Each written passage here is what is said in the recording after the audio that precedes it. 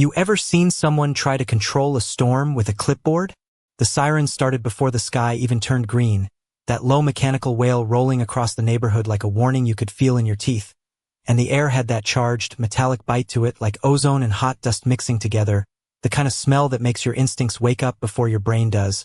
I was halfway down Maple Ridge Drive when the first gust hit, hard enough to rattle mailbox posts and send loose gravel skittering across the pavement like tiny bullets. And that's when I saw the line forming outside the storm shelter. People moving faster than usual but still trying to act calm. Clutching kids, grabbing pets, doors slamming, engines cutting off. Everyone funneling toward that reinforced concrete structure the HOA loved to brag about in their monthly newsletters. State-of-the-art community safety investment? They called it. I picked up my pace, boots crunching over the dry ground as the wind picked up again. Stronger this time, carrying the distant rumble of something big moving through the sky miles away, and just as I reached the entrance, I heard it, the sharp metallic click of a lock engaging, clean and final, like a decision you don't get to argue with. The heavy steel door swung inward for a moment, then stopped, and then it shut right in front of me. I stepped up to it, hand still half raised, and that's when she turned around, Laura Kensington, HOA president, standing just inside with her perfect posture and that tight, controlled smile that never quite reached her eyes. She had one hand resting on the interior keypad, the other holding a printed sheet like it was some kind of authority badge. Her perfume cut through the air even over the smell of incoming rain, sharp and expensive, completely out of place against the rising tension outside. "You're not on the approved list," she said, voice steady, almost pleasant, like she was denying entry to a private club instead of a storm shelter with a tornado warning. In effect, behind her, I could see people already packed inside, faces turned toward the door, some confused, some uneasy. A little boy pressed his hands against the glass panel, eyes wide, and somewhere behind me a woman's voice cracked as she asked if there was still space. Laura didn't even look at her, just shifted slightly so her body blocked more of the entrance, reinforcing the message without raising her voice. I glanced up at the digital display mounted above the door, bright red numbers cutting through the dimming daylight. Tornado warning active, 83 minutes. The wind surged again, stronger, carrying a deep, rolling roar that seemed to come from everywhere at once. Tree branches bent hard enough to creak, and the temperature dropped just enough to make the sweat on my neck turn cold. I looked back at Laura, really looked this time, the way she held that list like it mattered more than the people standing outside, the way her thumb hovered near the lock control like she was guarding something valuable. "This is a community shelter?" I said, keeping my voice even, not loud, just clear enough to cut through the noise. She tilted her head slightly, that smile tightening a fraction. "This is a controlled access facility for compliant residents," she corrected, like she was reading from a handbook only she believed in. Behind me, more footsteps, more voices, the shuffle of panic trying not to become panic. Someone knocked on the door from the outside. A quick, sharp sound. Then again, louder this time. Laura didn't flinch, didn't look away from me. "Rules exist for a reason," she added, and for a second all I could hear was the wind, the sirens, and that faint electronic hum from the lock system embedded in the doorframe. I let my gaze drift, just for a moment, over the keypad, the wiring panel partially exposed along the side, the manufacturer label barely visible under a layer of dust. Details most people wouldn't notice, details I'd seen 100 times before in places a lot less comfortable than this. Then I looked back at her, gave a small nod like I understood, like I was backing down. "Got it," I said, simple, neutral, no edge. Her shoulders relaxed just a fraction, like she'd won something, like this was over. I turned away from the door, the wind pushing against me as I stepped back, gravel crunching under my boots again, the sirens louder now, sharper, the sky darkening faster than it should. And as I walked away from that locked shelter with the storm closing in and exactly 3 minutes on the clock, I could feel it, that quiet, steady certainty settling in, the kind that doesn't rush, doesn't panic, just waits. Because what Laura Kensington didn't know, what she couldn't see standing there behind her list and her lock and her rules, was that she hadn't just closed a door, she'd triggered something she didn't have the authority to control. The wind hit harder the second I stepped away from that door. Not just a gust this time, but a sustained push that made it feel like the entire sky was leaning down on us, pressing everything flat, and the sound changed too, deeper now, less like wind and more like something alive moving fast through tight spaces. I kept walking, steady, not rushing, even as gravel snapped under my boots and a loose trash can somewhere down the street went skidding across concrete with a hollow metallic bang. Behind me I could still hear voices building, confusion turning into urgency. Someone knocking again on the shelter door, louder now, more desperate, and then a child crying, high and sharp enough to cut through everything else. I did not turn around, not yet, because panic makes people loud but it also makes them miss things, and right now I needed to see clearly. I reached my truck parked along the curb, the paint already coated with a thin layer of dust lifted by the wind, and I pulled open. The door, the interior still warm from earlier, carrying that familiar mix of leather and faint coffee. I slid in and reached for the center console, flipping it open with one motion, everything inside exactly where I had left it, organized, deliberate, because habits like that are not something you pick up from a desk job. I pulled out the tablet first, the screen lighting up instantly, then the ID wallet heavy in my hand, the edges worn just enough to show it had been used more than once in situations that did not allow mistakes. The sirens outside climbed higher in pitch, faster now, overlapping with each other, and somewhere in the distance I heard that low rotating roar again, closer this time, like a train that never quite arrived but never stopped coming either. I glanced up through the windshield, trees along the street bending in unison, leaves whipping loose and spinning through the air. The sky, that strange green-gray that always means the same thing in this part of the country. I tapped the tablet awake fully and navigated through the secure access menu, muscle memory guiding my fingers faster. Then thought, the interface simple, clean, no wasted space, just the way systems are designed when they are meant to work under pressure. I entered the regional emergency grid, the map populating with blinking indicators, shelters, access points, override nodes, and there it was, Maple Ridge Community Shelter, tagged and registered, not as a private HOA asset but as a municipally integrated emergency structure, which meant one thing very clearly: their rules stopped the second a federal or state emergency protocol activated. I could still hear Laura's voice in my head, calm, certain, completely wrong, and for a second I almost appreciated the confidence it takes to be that incorrect in a situation like this. Almost. I selected the shelter node and paused, just long enough to confirm the authorization chain, not because I doubted it, but because confirmation is the difference between control and chaos. The system prompted for credentials. I flipped open the ID wallet, the badge, catching a brief flash of gray light from outside, the seal clear, the embedded chip exactly where it should be. I tapped it against the reader, a soft electronic tone answering back, clean and immediate, access granted. I did not execute the override yet, not immediately, because timing matters, and right now timing was everything. I looked back toward the shelter, through the windshield streaked with dust and the first hints of rain starting to hit in scattered drops. I could see movement at the door, silhouettes shifting, someone pounding again, harder, and Laura still there, still holding her ground, still believing she was in control of that situation. I exhaled slowly, steady, the kind of breath that clears everything else out, and I checked the timer again on the screen, 2 minutes and 10 seconds, give or take, depending on how fast the system updated. Close enough, more than close enough. I stepped back out of the truck, the wind immediately grabbing at my jacket, snapping it tight against my sides, the air colder now, heavier, carrying that unmistakable scent of rain about to come down hard. I closed the door behind me and started walking back toward the shelter, tablet in one hand, ID secured, every step measured, not rushed, not hesitant, just deliberate, because I was not walking back to argue. I was not walking back to ask permission, and I was definitely not walking back on her terms. The gravel crunched again under my boots as I approached, louder now against the rising noise of the storm, and as the distance closed, I could already see it, the moment she noticed me returning, the slight shift in her posture, the confusion that flickered just beneath that controlled expression, and this time, when I reached that door, I was not the guy she had just turned away. Not anymore. I stopped just short of the door, close enough to see the fine layer of dust collecting along the keypad edges, close enough to hear the faint hum of the lock mechanism cycling under pressure, and Laura's eyes locked onto the tablet in my hand before they even reached my face. That was the first crack, small but real, her confidence shifting just enough to notice. The wind roared down the street again, stronger now, pulling at jackets, rattling the metal frame of the shelter with a low vibration that you could feel through the soles of your boots. Behind the reinforced glass panel, people were pressed closer now, faces tighter, voices overlapping, someone mouthing something I could not hear but did not need to.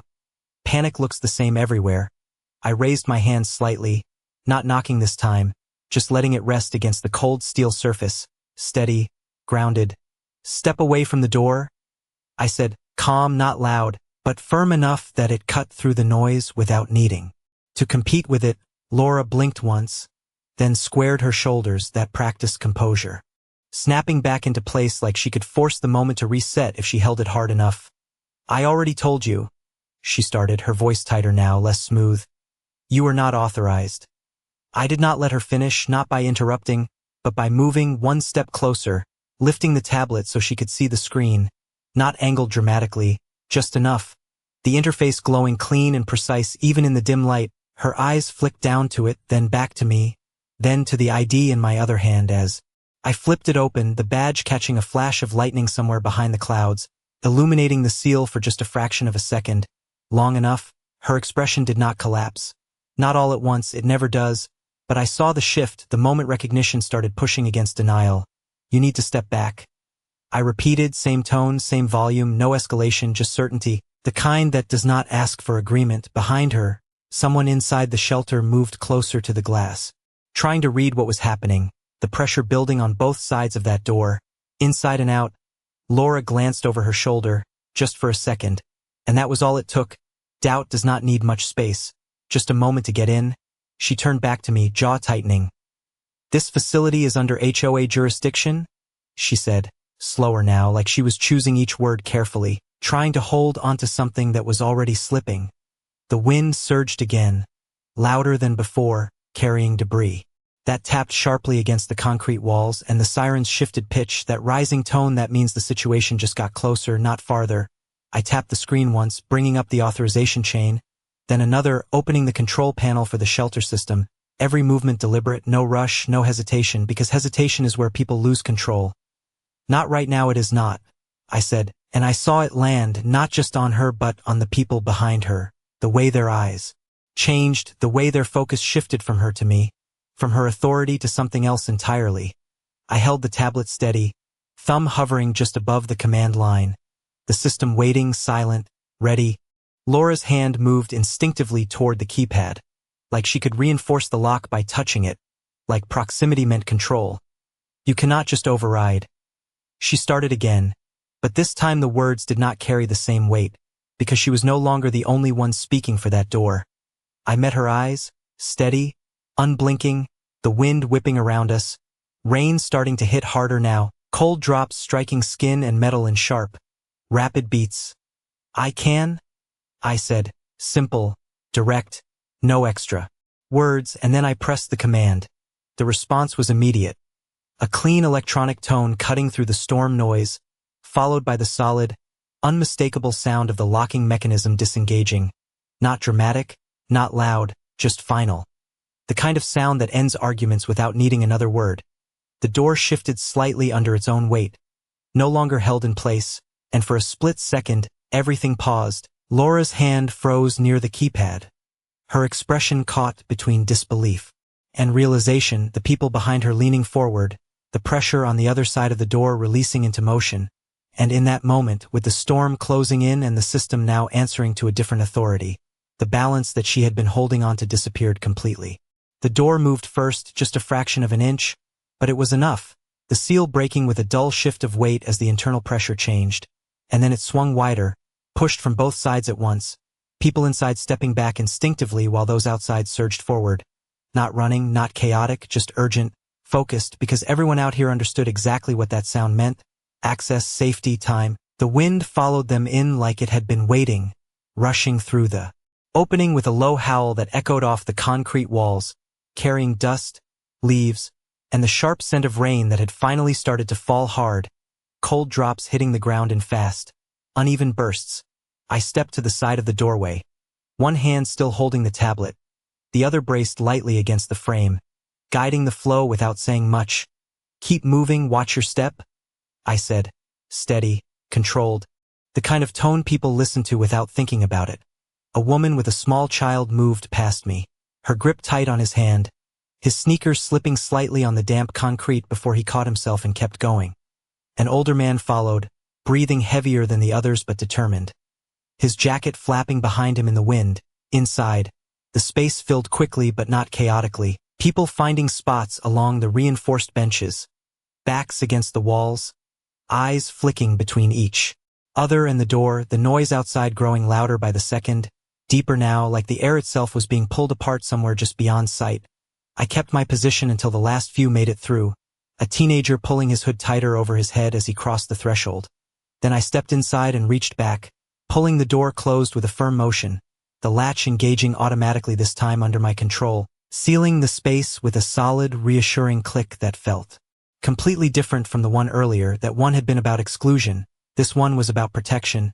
The interior lights flickered once as the system adjusted, then stabilized, casting a steady glow over the room, the hum of the ventilation system kicking in, controlled, regulated, designed for exactly this moment.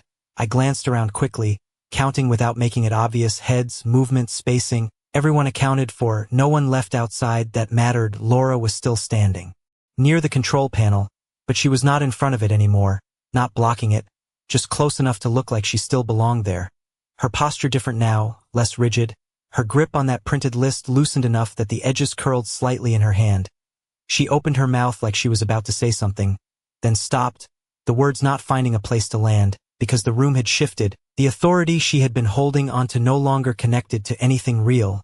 I walked past her without rushing, stopping just long enough to glance at the panel, confirming the override status, green indicators across the board, access control transferred, environmental system stable, communication link active, exactly how it should be.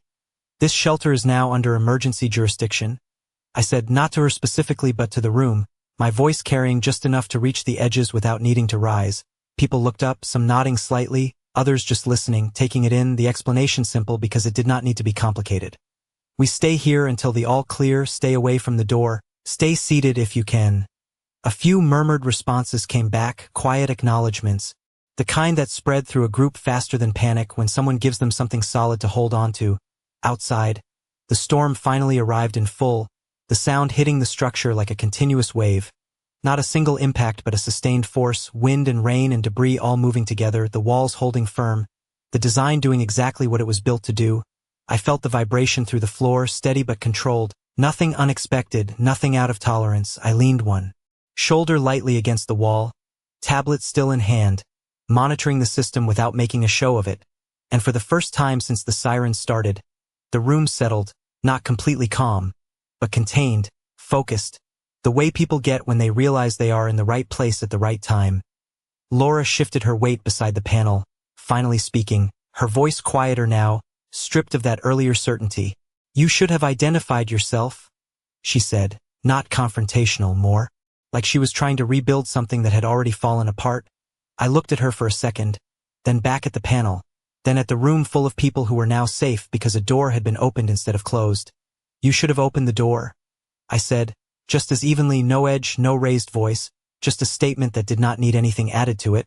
She did not respond this time, and outside, the storm kept moving loud, relentless, but contained on the other side of walls that no longer belonged to her authority. The sound outside did not fade. It changed, the way it always does when a storm settles directly over you. Less like something approaching and more like something surrounding you on all sides at once, a constant pressure of wind and rain hitting the reinforced walls in waves that blended together into a steady, low thunder that never quite stopped. Inside, the air felt different, cooler, controlled, the ventilation system cycling clean air through the room with a soft mechanical rhythm that gave people something steady to focus on. I watched the group without making it obvious, the way shoulders slowly dropped, the way breathing evened out, small signs that panic was giving way to something more manageable. A man near the far wall adjusted his glasses with shaking fingers before letting out a long breath. A young mother pulled her child closer and whispered something into his ear, her voice barely audible but enough to calm him. Those moments mattered, they always do, because once people realize they are safe, they start listening, and when they start listening, control becomes simple. I shifted my weight slightly against the wall, tablet still active. In my hand, the interface updating in real time, external conditions flashing in clean, minimal data points, wind speeds climbing past 70 miles per hour, rotation confirmed within a mile radius, nothing unexpected for this system, nothing it was not designed to handle. I reached up and tapped the communication panel mounted beside the door, a quick check, the indicator lit steady green, connection established, The shelter tied directly into the regional emergency network now. Not isolated.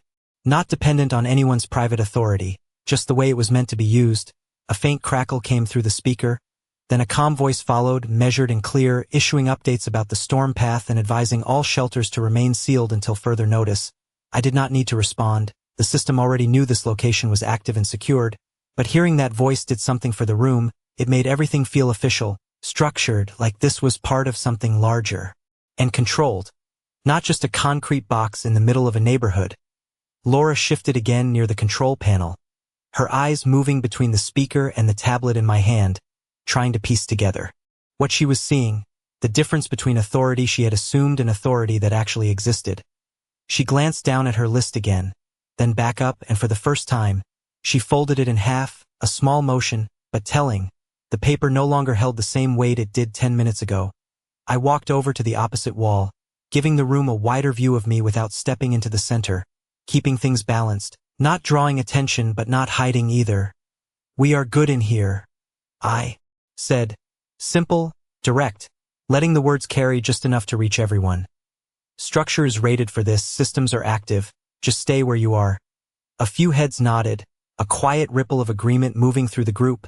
No questions shouted, no panic, just acceptance, because the alternative outside was loud enough to remind everyone why they were here. The storm pressed harder for a moment, a sudden surge that made the walls hum slightly, not unstable, just reacting like a deep breath. Held and released, the lights flickered once more, then held steady again, the system compensating exactly as designed. I glanced back at the panel, confirming no faults, everything within tolerance, everything under control. Laura finally spoke again. But this time there was no sharp edge, no authority layered into her tone, just uncertainty wrapped in something quieter. "How did you get access to that?" she asked, her eyes fixed on the tablet, not on me, like the answer might be written there instead of something she had already missed. I looked at her for a moment, then back at the screen, then around the room, taking in the people who were now sitting, breathing, waiting instead of panicking. "It was never yours to control," I said evenly, not dismissive, just factual, the kind of answer that does not leave room for interpretation. She did not respond, just nodded once, almost to herself, like she was finally recalibrating. Outside, the storm began to shift again, not weakening yet but moving, the sound changing direction slightly, the pressure easing just enough to notice if you were paying attention. I tapped the tablet once more, checking the updated path, the rotation. Drifting east, still dangerous but no longer centered directly on us, the worst of it passing, slowly, methodically, just like everything else tonight. And as the room settled into that waiting rhythm, the kind that comes after the immediate threat has been contained but before it is fully gone, I could feel it, that quiet, steady control holding everything in place. Not loud, not dramatic, just precise, the way it always is when the right system overrides the wrong one at exactly the right moment. The storm did not end all at once, it never does, it loosened its grip piece by piece, the way a clenched fist slowly relaxes after holding too tight for too long. The deep roar outside softened into something less constant, still loud but no longer overwhelming, like the difference between standing next to a passing train and hearing it from a block away. Inside, people began to shift again, not with panic this time but with that cautious awareness that comes when the worst might be over but you are not completely sure yet. Someone near the back stood up halfway, then sat back down, catching themselves, the kind of movement that spreads if you let it. So I pushed off the wall and stepped slightly forward, just enough to bring the room back into focus. "Stay seated for now," I said, calm, measured, no urgency in my voice because urgency would bring the wrong kind of energy back into the room. A few heads turned toward me, then nodded, the motion settling quickly as people followed. That lead, the communication panel crackled again, clearer this time, the same steady voice now confirming that the rotation had moved past the immediate area, advising shelters to remain sealed for another 10 to 15 minutes due to residual wind conditions and possible debris. I listened without reacting, just letting the information settle into the rhythm of the room, because structure matters, even when the danger starts to fade. I glanced down at the tablet again, verifying the same data, the storm track shifting east, wind speeds dropping gradually but still strong enough to keep everything locked down. The system remained stable, no alerts, no anomalies, exactly what I expected. I stepped closer to the panel, making a small adjustment to the ventilation cycle, increasing airflow just slightly, enough to keep the air from feeling stale as the number of people inside remained high. A subtle change, but it mattered, the kind of thing most people would not notice directly but would feel over time. Behind me, I heard Laura take a slow breath, then another, like she was trying to match the calm that had settled over everyone else. She moved away from the control panel. Completely now, giving it space without being told. Her list folded tighter in her hand until it was no longer a flat sheet but a creased reminder of something that no longer applied. She looked around the room, taking in the same details I had been watching. The people she had almost kept out now sitting safely inside. The door she had locked now sealed under a different authority.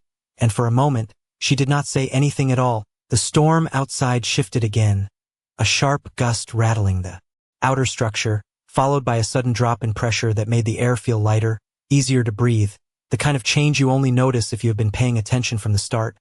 I tapped the tablet once more, checking the external sensors, debris still moving through the area but less dense now, the main rotation clearly past us. I let a few seconds pass, then spoke again. "We are almost through the worst of it," I said, steady, not overly reassuring but grounded in fact. "Give it a few more minutes and we will reassess." The words landed the way they needed to, not as a promise but as a plan, something people could hold on to without questioning. A man near the front let out a quiet breath of relief. Another person leaned back against the wall, eyes closing for just a second, the tension releasing in small, controlled ways instead of all at once. The system above us hummed quietly, lights steady, air moving, everything functioning exactly as designed. I glanced at Laura.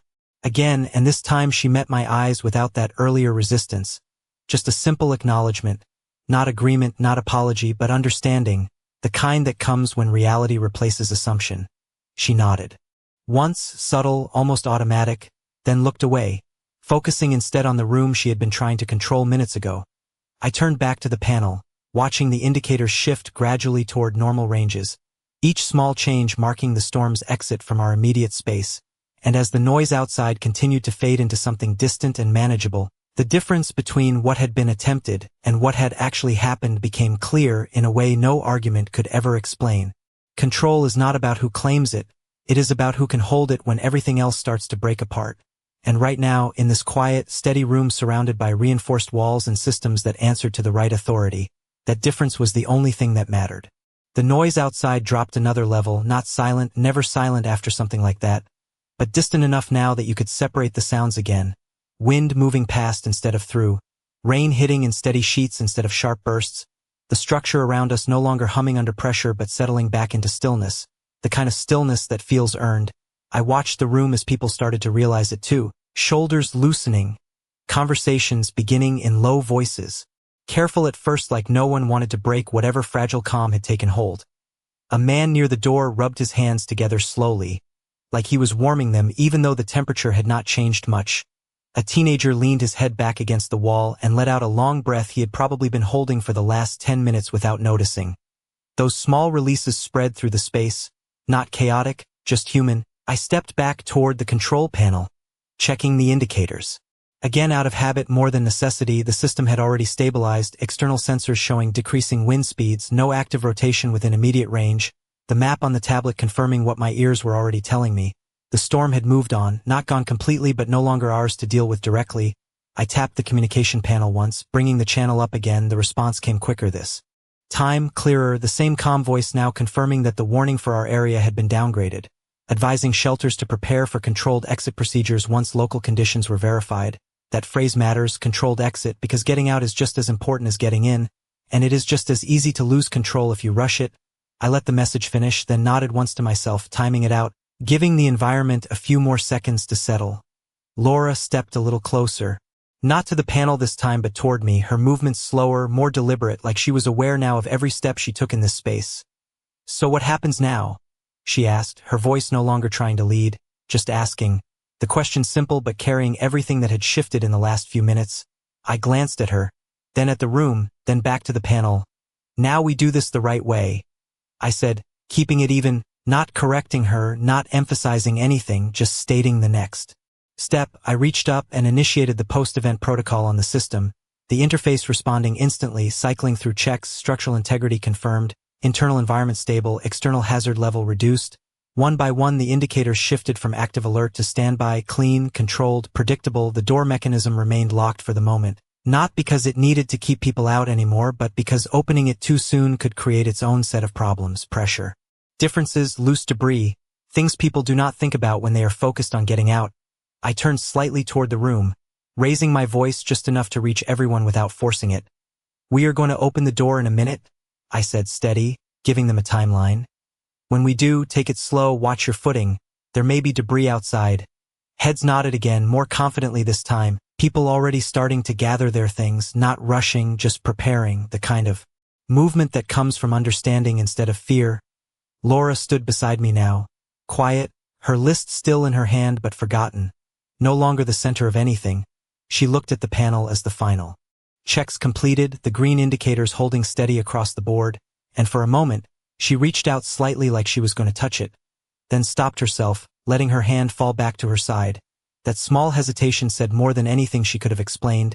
I waited a few more seconds, watching the last of the external readings settle into safe ranges, then placed my hand on the manual override lever, not because the system needed it, but because it gave people something physical to see, something real to connect the moment to. I glanced once more at the room, meeting a few eyes, making sure everyone was ready, then back at Laura, who met my look without resistance this time, just a quiet acknowledgement of where things stood now. I nodded once, then engaged the release. The mechanism responded with a smooth, controlled shift, the seal loosening, the door unlocking under proper conditions this time. Not forced, not argued, just executed exactly the way it was designed to be, and as the first thin line of outside air slipped in through the opening, carrying the damp, clean scent of rain and earth after the storm had passed, the difference between control and assumption settled into the space just as clearly as everything else had tonight. The door opened slowly, not forced, not rushed, just enough to let the outside filter back in without overwhelming the space we had just stabilized. And the first thing that came through was the smell, that clean, heavy scent of rain-soaked asphalt and torn leaves, the kind that only shows up after a storm has done its work and moved on. The wind still pushed lightly against the door, but it no longer fought. It moved around us instead of through us, and I stepped just outside the threshold. Boots meeting damp concrete that felt solid under pressure. No shift, no instability, exactly what I expected. I scanned the immediate area first, instinct more than habit, tree branches scattered across the road. A few trash bins tipped over, shingles missing from rooftops in the distance, nothing catastrophic, just the usual aftermath of something that had passed quickly but left its mark. I turned back slightly, holding the door open with one hand. "One at a time," I said, calm and even, and people followed that without hesitation, not because I insisted, but because they had already learned what happens when things are done the right way. A woman stepped out first with her child, guiding him carefully over a small piece of debris near the entrance. Then the older man from earlier, slower but steady, eyes scanning the ground as he moved, each person stepping into the open air with that same cautious relief, like they were testing the world again after it had just shifted under them. The sky above was still gray but lighter now, the thick rotating clouds replaced with long stretched layers moving east, and somewhere far off I could hear the faint echo of sirens continuing for other areas, other shelters, other people still going through what we had just come out of. I stayed near the door until the flow thinned, watching each step, each movement, making sure no one rushed, because the aftermath is where mistakes happen if you let the moment get ahead of you. Behind me, Laura stepped out as well, slower than the others, her eyes moving across the neighborhood, taking in the same details but with a different weight now. The list still in her hand but crumpled enough that it barely resembled what it had been before. She looked at the shelter door, then at the people leaving it, then finally at me, like she was trying to place everything in the right order now that the storm was no longer there to distract from it. "I thought I was doing the right thing," she said, her voice quieter than it had been all day, not defensive, just uncertain, like she was hearing her own words for the first time. I did not answer immediately. I watched a couple step around a fallen branch, helping each other without saying much, then I looked back at her. "You were trying to control the wrong thing," I said, evenly, not harsh, not soft, just clear, because that is what it was. She nodded. Slowly, eyes dropping for a second before lifting again, the realization settling in the way it does when there is no argument left to make. The shelter door behind us stood open now, not as a barrier, not as a checkpoint, just as what it was always meant to be, a place people could reach when they needed it, not when someone decided they deserved it. The last few residents stepped out, the room behind us emptying until only the hum of the system remained inside, still running, still ready, not tied to any one person's authority, just waiting for the next time it would be needed. I stepped back inside briefly, tapping the panel to return the system to standby mode. Not fully disengaged, just reset. The indicators shifting from active response to ready state, clean and simple, the way it should always end. Then I stepped back out, letting the door rest partially open, not locked, not sealed. Just there, the neighborhood around us slowly coming back to life, people checking on each other, voices low but steady, the kind of sound that replaces sirens when things begin to settle. Laura stood a few feet away now, watching the same scene, not leading it, not controlling it, just part of it, and as the last of the storm clouds moved further down the horizon, taking their noise and pressure with them, what remained was quiet, not empty, but clear, the kind of quiet that does not need to prove anything, because everything that mattered had already been decided when it counted. The street did not return to normal all at once. It never does after something like that. It rebuilt itself in small, quiet pieces, one conversation at a time, one careful step over broken branches at a time. The air still carried that damp weight of recent rain, but it was lighter now, easier to breathe. Like the pressure had finally lifted and left everything exposed in its place. I walked a few steps away from the shelter entrance, boots pressing into wet pavement that reflected the gray sky. Above, the surface scattered with leaves and small debris that crackled softly under movement. People were already checking their homes, pointing things out to each other, comparing what was still standing and what needed attention. Not panicked, not loud, just steady. The kind of rhythm that comes after you realize you made it through something you could not control. I glanced back at the shelter, the door still partially open, the structure quiet now, no longer humming with urgency but still ready. Still there, exactly as it should be. Laura stood near the edge of the walkway, no longer positioned at the entrance, no longer holding a place that required authority, just standing, watching, processing, her shoulders not as rigid, her posture no longer trying to command anything around her. The list she had held so tightly earlier now folded down into something small enough to fit in one hand. Almost forgotten, she caught my glance and held it for a second, then stepped closer, not with that sharp, decisive movement from before, but slower, more measured, like she understood now that timing matters just as much as action. "I built that list to keep things organized," she said, her voice low, more reflective than defensive. "I thought if I controlled who came in, it would keep things from getting chaotic." I listened without interrupting, letting her say it fully, because sometimes people need to hear their own reasoning out loud before they understand where it failed. She looked past me for a moment, at the residents moving through the neighborhood, helping each other clear paths, checking on one another without being told. But they were already doing that, she added, quieter now, and that was the shift, not just recognizing the mistake, but seeing the difference between control and coordination.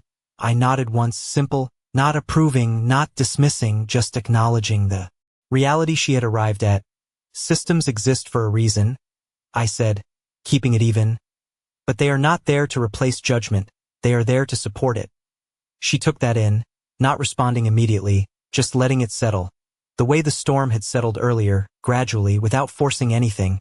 A utility truck turned onto the street in the distance, its tires moving slowly over wet pavement, headlights cutting through the gray light. The beginning of recovery, quiet and methodical, just like everything else had been when it mattered most. I shifted my attention back to the shelter one last time, stepping inside briefly to secure the final reset on the system, tapping through the interface, confirming standby mode, logging the event automatically into the regional network, timestamps, override authorization, system performance, all recorded without needing explanation, because documentation is how control carries forward, not just in the moment but after it. I closed the panel, the screen dimming back into readiness, and stepped outside again, pulling the door gently until it rested fully closed. Not locked, not restricted, just returned to its default state, ready for whoever might need it next. When I turned back, Laura was still there, watching, but this time she did not step forward again.